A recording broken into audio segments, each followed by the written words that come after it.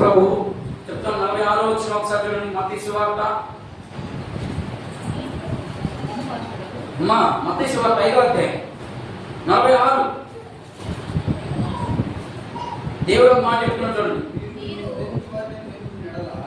నేను నాకు పెద్దగా వినపడదు, మైక్ తీసుకోవాలి మీరు, నాకు వినపడదు, లేదా ముందు కూర్చొని చదవాలి. మీరు మిమ్మల్ని ప్రేమించు వారిని ప్రేమించిన యెడల మీకేం ఫలం ఉంటుంది?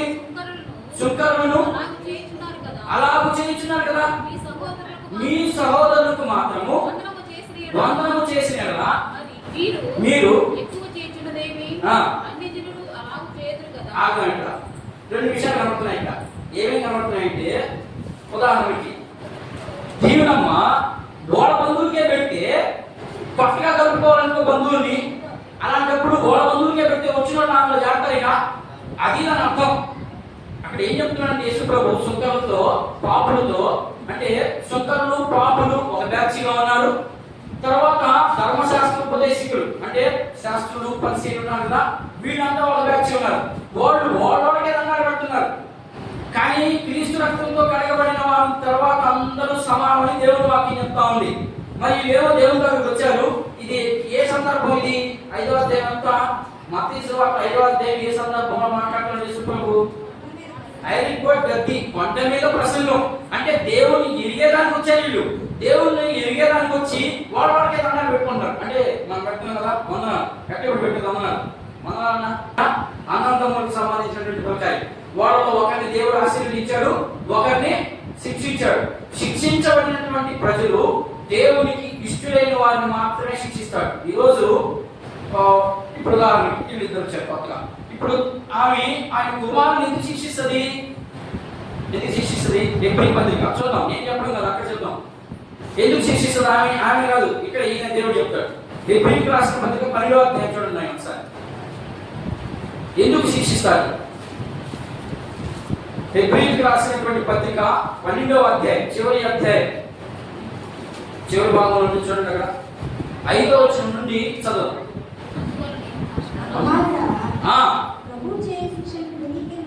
ఏం చెప్తున్నాడు అక్కడ? నేను ఏం చెప్తాను చూడండి, ఎంత మంచి మాట చూడండి. నా కుమారుడా, ప్రభువు చేత శిక్షించబడిన వానిని తృణీకరించొద్దు. ఆయన నిన్ను కట్టించినప్పుడు నువ్వు బాధపడొద్దు. నేను నీకు ముందే చెప్పాను, నువ్వు చదివేతో పెట్టాలా ఆడన్నా చదివితే వాడు ఏమర్థం కాదు. నువ్వు వాళ్ళకి అర్థమయ్యే భాష చదవాలా. నా కుమారుడా, చదువు. నేను మాట్లాడుతున్నాను. నా కుమారుడా, దేవుడు నిన్ను ఒక ఇబ్బంది పెడితే, నీకు ఒక కష్టం వస్తే, ఆయన నీకు శ్రమ పెట్టినప్పుడు నువ్వు ఇసుగుపడద్దు. ఏడన్నా అన్నాడు దేవుడు, ఒకవేళ ఉంటే మాకు ఇది శ్రమలు అని ఇసుగుపడద్దు. ప్రభువు నిన్ను ప్రేమించాడు కాబట్టి నిన్నే బాధ పెట్టి ఆయన నిన్ను ఎప్పుడైతే ప్రేమిస్తా ఉంటాడో అలాంటి వాడిని ఏం చేస్తాడంట? గద్దిస్తాడు, దండిస్తాడు, కళ్ళ తీసుకొని కూడా కొడతాడు. అది దాని అర్థం. అర్థమవుతుందా? దేవుడు నీ మీదకి శ్రమ ఎందుకు వచ్చింది, నీకు కష్టం ఎందుకు వస్తుంది అంటే, ఏం లోపం రావట్లేదు, నాకేందుకు వచ్చింది అని అనుకుంటున్నావు అనుకో. దేవుడు నిన్ను ఎక్కువగా ప్రేమిస్తున్నాడని అర్థం చేసుకోవాలి. దేవా, నాకు ఈరోజు శిక్ష ఇదా, దేవుడికి స్తోత్రం అనుకో. మరుక్షణం ఉంటుంది, ఏం చూద్దాం ఉండదు. నువ్వు అట్లా అనుకోకుండా దేవుడికి పెట్టడం నాకు ఈ శ్రమ, నేను అన్ని బాగానే చేస్తున్నానా నువ్వు అనుకుంటున్నా మాట, నేను అన్ని కరెక్ట్గానే ఉన్నా, మాకే ఎందుకు రావాలి ఇది, మనకే వస్తుంది. నేను ఇందాక మీకు మొదటి నుంచి అది చెప్తాను. అర్థమైనా? ఆయనకి ఇష్టం వచ్చిన వాడు మాత్రమే దేవుడు తిడతాడు, కష్టపెడతాడు, సుఖాన్ని ఇస్తాడు. ప్రతిదీ కూడా అది ఆయన ఇష్టం అంతే. దాంట్లో మనకి ఏం మార్పులు చేర్పులు లేవు. ఇప్పుడు రూతు గ్రంథం ఇక్కడ నేను మైకి పచ్చడానికి కింద పడిన తప్పని మైకి పచ్చదు. నాయన ఎరువు లేదు అనే పేరుకి అర్థం రాసుకుంటారా చెప్పేసి తెలిపాలి. రాసుకుంటారా? ఆయన రెండు పాయింట్లు అయిపోయి, మూడో పాయింట్లో నేను కరెక్ట్గా చెప్పేసి ఆపేస్తాను. ఇంతవరకు అయిపోయినాయి, ఈ రెండు అయిపోయినాయి.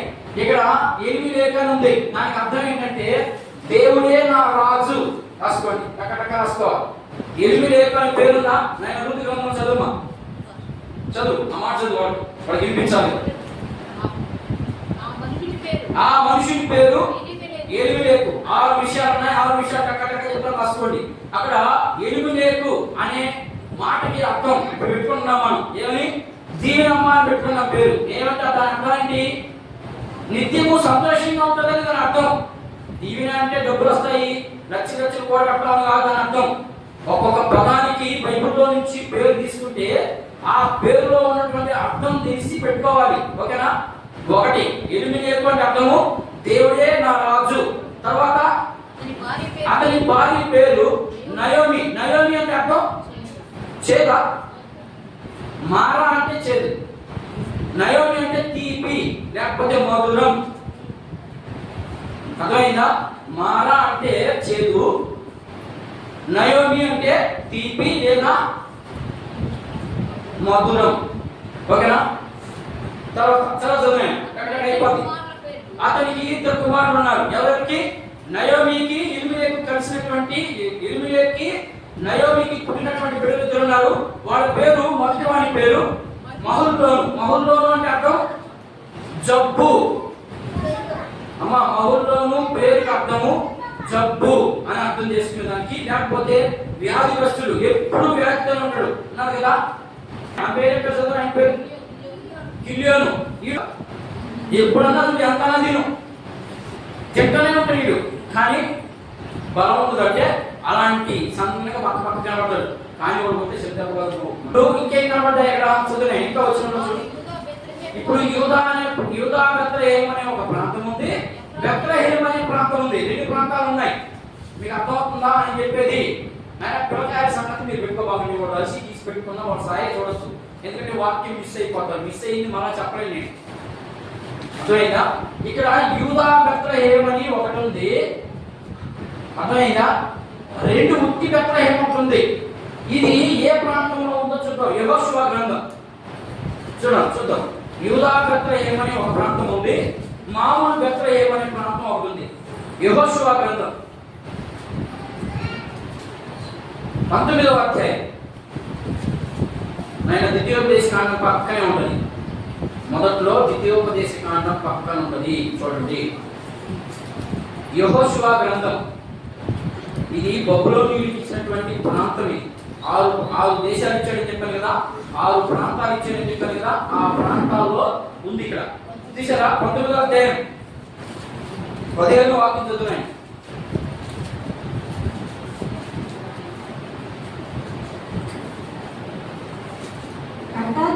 అమ్మా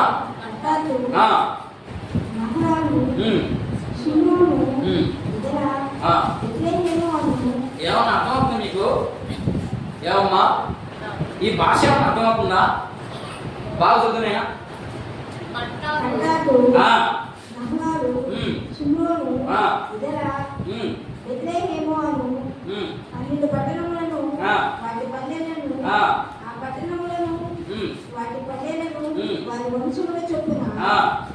జెబూలూనీయులకు ఇచ్చాడు. అర్థమైందా? ఇది ఎవరికి స్వాస్థ్యము? జెబూలూనీయులు. వీళ్ళెవరు? మోయాబీయులు. ఈ వీళ్ళు కూడా చిన్నదాని కుమార్తె అని చెప్పలేదు నేను. లోతుకి పుట్టినటువంటి 2వ కుమార్తె కదా, ఆ కుమార్తెకి సంబంధించినటువంటి సంతానం వాళ్ళు. అర్థమవుతుందా? వాళ్ళకి 6 ప్రాంతాలు ఇచ్చాడు. వాళ్ళే మోయాబీయులు, జెబూలూనీయులు, ఇంకా నఫ్తాలి, తర్వాత గాదు, చాలా ఉన్నాయి. 12 గోత్రాలు. వాళ్ళ 12 గోత్రాలకి యెహోషువ ద్వారా దేవుడే పంచిచ్చేశాడు భూభాగాన్ని. ఇంతటితో ఈ చరిత్ర ముగింది. మొత్తానికి చివరి భాగానికి వచ్చాం. ఇప్పుడు ఏంటి భాగం? మోయాబీయుల చరిత్ర తెలుసుకోవాలి. ఇది చాలా అవసరం మనకి. ఈ చరిత్ర తెలియకుండా మన జీవితానికి ఇక్కడి నుంచి మన పాఠం నేర్చుకోవాలి. మోయాబీయుల చరిత్ర ఇది ఎవరో తెలుసు కదా మీకు?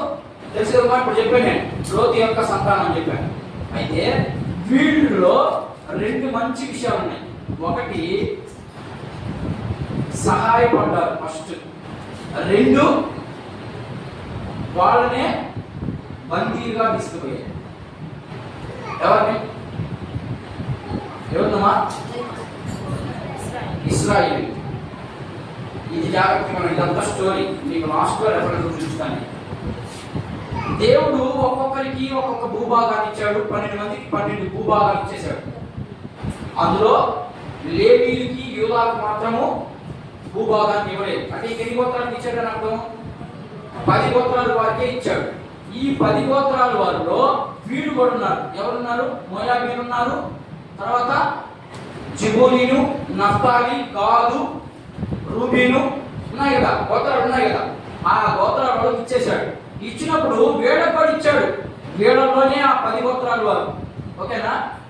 వీళ్ళ దగ్గర నుంచి దేవుడు మాట వినప్పుడు దేవుడు వీళ్ళకి సహాయం చేయడు.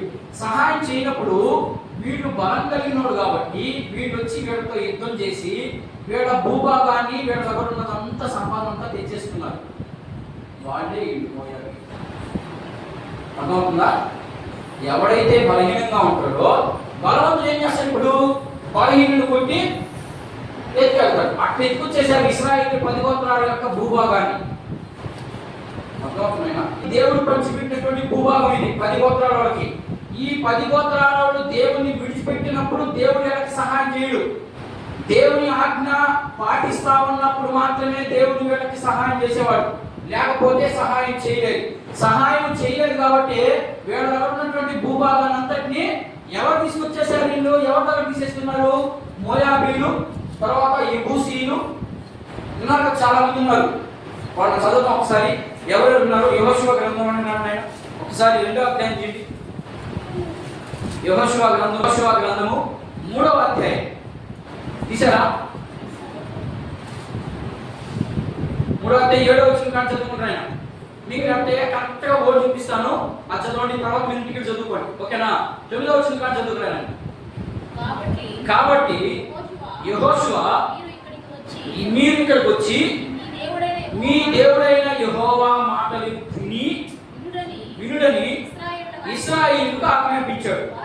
వారితో ఇట్లా, నేను సర్వలోకనాథుని నిబంధన మందసము మీకు ముందుగా యోర్దాను దాటుచున్నది, దాటిపోచుండగా జీవము గల దేవుడు మీ మధ్య ఉన్నాడని ఆయన నిశ్చయముగా మీ ఎదుట నుండి. చూడండి ఏం చెప్తుంది ఇక్కడ?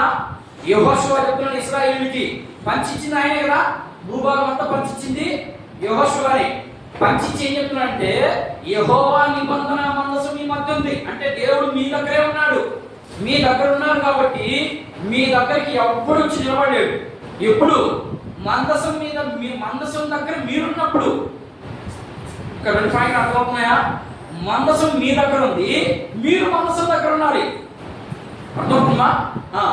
మీరు మందసం దగ్గర లేకపోతే మందసం మీ దగ్గర ఉన్న పని చేయదు. దీన్ని బట్టి మీరేం అర్థం చేసుకోవాలా? అర్థమవుతున్నాయా? మందసము మీ దగ్గర ఉంటే దేవుడు మీ దగ్గర ఉన్నట్టే. దేవుడు మీ దగ్గర ఉన్నాడని మీరు సైలెంట్గా ఉంటే కుదరదు. మీరు దేవుని దగ్గర ఉండాలి. మనం నేర్చుకోవాల్సింది ఇది. బైబిల్ ఏమో మన దగ్గర ఉంది, వాక్యం ఏమో మాకంటా తెలుసు అనుకుంటాం, కానీ వాక్య ప్రకారం జీవించం. మనం జీవించగలిగినప్పుడే దేవుడు మనలో నివసించడానికి అర్హత. లేకపోతే జీవము గల దేవుడు మీ మధ్య ఉన్నాడని ఆయన నిశ్చయముగా మీ ఎదుట నుండి కనానీయులను, సిత్తీయులను, హివ్వీయులను, పెరిజ్జీయులను, గెర్గేషీయులను, అమోరీయులను, యెబూసీయులు వచ్చారా? ఇదిగో ఈడే ఈడు. వీళ్ళంతా ఎవరైనా అంటే లోతు సంతానానికి సంబంధించినటువంటి వాడి. వీళ్ళకి ఒక్కొక్కరికి ఒక్కొక్క పేరుకి ఒక్కొక్క అర్థం ఉంది. యెహోషువ పుస్తకంలోకి పోయినప్పుడు మనం చూద్దాం దాన్ని. పాత నిబంధనలో నుంచి ఏదో ఒక రోజు ఒక పుస్తకం చెప్పాలనుకొని నేను అనుకున్నాను. వీళ్ళందరినీ ఏం చేస్తారంట? యెబూసీయులందరినీ వెళ్ళగొట్టిన నీవు దీని వల్ల మీరు తెలుసుకుందురు. కాబట్టి ప్రతి గోత్రమునకు ఒక్కొక్క మనుషుని ఇశ్రాయేలు గోత్రముల నుండి 12 మనుషుల్ని ఏర్పరచుకుని. చాలు, మీరు ఇంటికి చదువుకోదంతా అర్థమైనా? ఒక్కొక్క పుస్తకం. దేవుడు ఉన్నాడు. దేవుడు దగ్గర ఇశ్రాయేలు ఉన్నప్పుడు మాత్రమే దేవుడు సహాయం చేస్తాడు. అంతేనా? ఇప్పుడు మనం కూడా దేవుని పరిచయం. ఇప్పుడు మనకి దేవుడు సహాయం చేయాలంటే మనం ఎందుకు దగ్గర ఉన్నారా? దేవుడు మనలో ఉన్నాడా? ఉన్నాడు కదా. మందసం వెళ్ళమని ఉంది కదా, నీ మధ్య ఉందని చెప్పాడు. దేవుడు ఆత్మ మనలో ఉందా లేదా? ఉంది. కాబట్టి నీవు ఆత్మకు లింక్ అయి ఉండాలి. లింక్ అయినప్పుడు మాత్రమే నీకు చెప్తాను. చాలా జాగ్రత్తగా ఉండండి. ఇంతటి ఈ భాగాన్ని నేను ముగిసి తర్వాత ఎఫ్రాతి ఈ ఎఫ్రాతా అనే ప్రాంతం కూడా ఉంది, దాన్ని కూడా చెప్పేసి నేను ముందుకు వెళ్తాను. నేను అదేనే రూతు గ్రంథం ఈ ఎఫ్రాతా అనే ప్రాంతం కనబడదా? చూడండి, ఒక మాట చూడండి, అక్కడ ఉంటుంది. అర్థం కాకపోతే అర్థం చేసుకునే ప్రయత్నం చేయండి. మోయాబు దేశం వేళకు ముందు మొదలులోను కిల్యోను యూదా స్తుతి. యూదా అంటే అర్థము స్తుతి. రాసుకోండి, యూదా అంటే స్తుతి. ఓకేనా? తర్వాత బెత్లెహేము వారైన ఎఫ్రాతీయులు. అర్థమైందా? ఇదే మాట ఇంకో పుస్తకం ఎక్కడ మాట్లాడుతున్నాయా? ఎఫ్రాతీయులు. మీకా గ్రంథం 5వ అధ్యాయం 2వ వచనం చూడండి ఒకసారి. రాహేబు తెలీదా? ఆమె ఒక గంట చచ్చిపోయింది అక్కడ. చదవండి, నానే ఉంటుంది. తర్వాత చూద్దాం. మీకా గ్రంథం 5:2 2వ వచనం ఒకటి తీసిపెట్టింది. ఆయన కొంచెం కన్ఫ్యూజన్గా ఉంటుంది, ఎందుకంటే అక్కడ ఒక మాట కాబట్టి అర్థం చేసుకునే ప్రయత్నం చేయండి. మీకా గ్రంథం 5వ అధ్యాయం 2వ వచనం చెప్పారు కదా. ఇదిగో ఇక్కడున్న బెత్లెహేము యూదా ఇది రెండు ఒకటే. మళ్ళా అక్కడ ఒక ఇక్కడ ఒక పక్కండి. దీని గురించే ఇక్కడ ప్రస్తావిస్తున్నాడు. అర్థమైందా? రూతు గ్రంథంలో ఉన్నటువంటి యూదా బెత్లెహేము, మీకా గ్రంథంలో మీకా ప్రవక్త మాట్లాడుతున్నటువంటి యూదా బెత్లెహేము రెండు ఒకటే. ఆయన ఒక ప్రాంతం, ఇది ఏదో ప్రాంతంలో ఒకటి. అది ప్రవక్తల కాలంలో ఆయన మాట్లాడాడు. ఇది రూతు గ్రంథంలో, అంటే అసలు న్యాయాధిపతి లేడు, ఏ న్యాయాధిపతులు అయిపోయిన తర్వాత జరిగినటువంటి సంఘటన ఇది. ఓకేనా? అక్కడ చదువులేండి, ఆ మాట చదువు.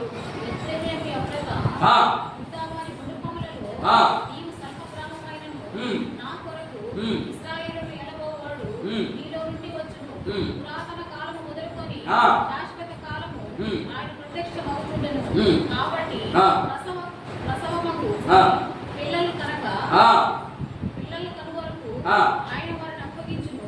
అప్పుడు ఆయన సహోదరులలో శేషించిన వారు ఇశ్రాయేలుతో కూడా తిరిగి వదులు. ఆయన నిలిచి యెహోవా బలము పొంది తన దేవుడైన యెహోవా నాకు మహత్యమును బట్టి తన మనస్సును మేలుకుంది. కాగా వారు నిలుతురు. ఆయన భూమ్యాంతరముల వరకు ప్రబలుడగును. ఆయన సమాధానము కారకుడగును. అశ్షూరు మన దేశంలో జరబడి మన నగరాలలో ప్రవేశింపగా. ఏది కూడా చదవకపోతే మీకు అర్థం కాదు. నేను చెప్పింది మాత్రమే వినిపోతే మీకు ఏమీ అర్థం కాదు. చదువుకోవాలి, కొంచెం మీరు కూడా కష్టపడితేనే అర్థమవుతుంది. ఈ ప్రాంతానికి వచ్చేసరికి చచ్చిపోద్ది. ఎవరుమా రాహేల్ చచ్చిపోద్ది. ఎందుకని? ఆ బెన్యామీను వాడిని కనలేక చచ్చిపోతారు. చచ్చిపోయినప్పుడు ఆ మార్గంలోనే పాతి పెడతారు. అప్పుడు ఇశ్రాయేలు యాలబోవాడు ఇదే గ్రామం నుంచి వస్తాడని చెప్తాడు దేవుడు. అర్థమవుతుందా?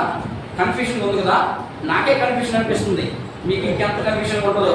అందుకని మాటికి మీకు అర్థమవుతుందా అని అడుగుతున్నాను నేను. ఇప్పుడు ఈయన చచ్చిపోయింది. అక్కడ ఎక్కడ చచ్చిపోయింది?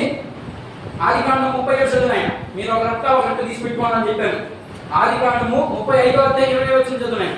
మార్గ మధ్యలో ఆ చచ్చిపోయిందా లేదో చూద్దాం. అక్కడ ఒక నెల చచ్చిపోద్ది ఆమె. ఇవి చూడండి 35 18 చదువుకున్నా. 18 చదువుకుంటారా?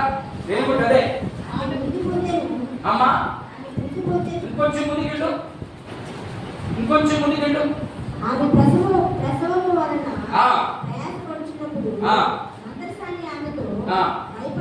భయపడకము.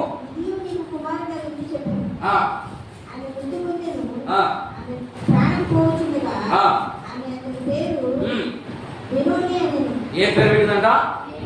బెనోమి. అంటే కింద ఫుట్ నోట్ ఏముంది చూడండి. వెళ్ళేటప్పుడు చనిపోయిందని. చనిపోయిన తర్వాత ఎఫ్రాతా అనే ప్రాంతంలో ఈవిని పూడ్చిపెట్టడం జరిగింది. పూడ్చిపెట్టిన తర్వాత ఇశ్రాయేలుకి శ్రమలు వచ్చేసాయి. చెప్పారు కదా, ఇదంతా శ్రమే. దేవుని ప్రజలకు ఎందుకు కరువు వచ్చిందంటే కారణం చాలా తప్పులు చేశాడు. ఆ తప్పులకి శిక్ష చేస్తే ఏమండి, దేవుని ప్రజలకి శిక్ష వేస్తే మళ్ళా నా వైపు తిరుగుతారని. ఉదాహరణకి నేను ఇందాక చెప్పాను, ఒక తల్లి బిడ్డని కొట్టింది అంటే చాలా కారణం ఉంటుంది. ఎందుకని? మా అమ్మని కొట్టింది అని బాధపడతారేమో కానీ అక్కడ చాలా విషయాలు ఉన్నాయి. ఎందుకని? మా అమ్మని ఎందుకు కొట్టింది, ఈ పని చేయకూడదు అనే దానికి. అట్లాగనే దేవుడు ఇశ్రాయేలు ప్రజల్ని, విశ్వాసిగా ఉన్నటువంటి మనకి జబ్బులు, రోగాలు, సమస్యలు ఇవన్నీ ఎందుకు పెట్టాలి అంటే, నీవు దేవుని వద్దకు వెళ్తావు. నువ్వు దేవుని దగ్గర విచారం చేయాలి. మనుషుల దగ్గర విచారం చేస్తే దానివల్ల ప్రయోజనం ఉండదు. వాడికి నాలుగు కలిపి నీ మీద నాలుగు ముట్టికాయ వేస్తాడు. దేవుని దగ్గర ఎప్పుడైతే మనం విచారణ చేస్తామో ఖచ్చితంగా దేవుడు మనకి సహాయం చేస్తాడు. ఓకేనా? అంతవరకు మీకు అర్థమైంది. అలాంటి దాంట్లో నుంచి మంచిదేదైనా వస్తుందా?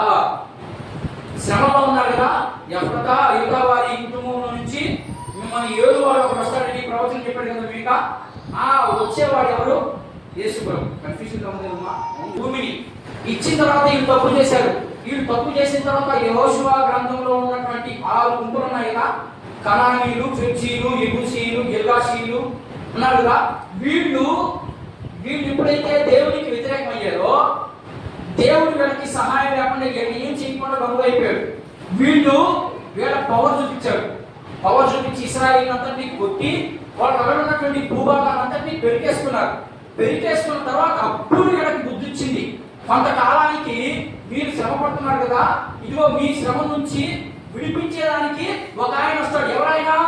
ఆయనే యేసు ప్రభు, మెస్సయ్య. వాళ్ళ భాషలో మీకు మెస్సయ్య వస్తాడు, ఆయనే రక్షకుడు అన్నాడు. వీళ్ళు అది గట్టిగా పట్టుకున్నారు. ఎవరమ్మా? ఇశ్రాయేలులో ఉన్నటువంటి గుంపు. వాళ్ళు దీన్ని పట్టుకొని ఈయన కోసం ఎదురు చూస్తా ఉన్నారు. అప్పుడు అమ్మా ఎవరో మాట్లాడుతున్నారు, మెస్సయ్య వస్తాడు, మీకు మిమ్మల్ని అంతటినీ, మీ భూభాగాన్ని అంతటినీ తీసుకెళ్ళిపోయారు కాబట్టి ఇక్కడ ఉన్నటువంటి భూభాగాన్ని అంతటినీ, ఇక్కడ ఉన్నటువంటి రాజులందరినీ చంపేసి మరలా మీ భూభాగాన్ని మీకు ఇస్తాడు అనేది ఆలోచన. కానీ దేవుని ఆలోచన ఏంటి? యేసు ప్రభు వస్తాడు, మీ పాపముల నుండి రక్షిస్తాడు అనేది యేసు ప్రభు యొక్క ఉద్దేశం. ప్రవక్తలంతా ప్రవచించింది ఈ ఉద్దేశాన్ని బట్టి యేసు ప్రభువును ప్రకటించారు. వాళ్ళు ఏమనుకున్నారు? అర్థమవుతుందా? అర్థం కావట్లేదు.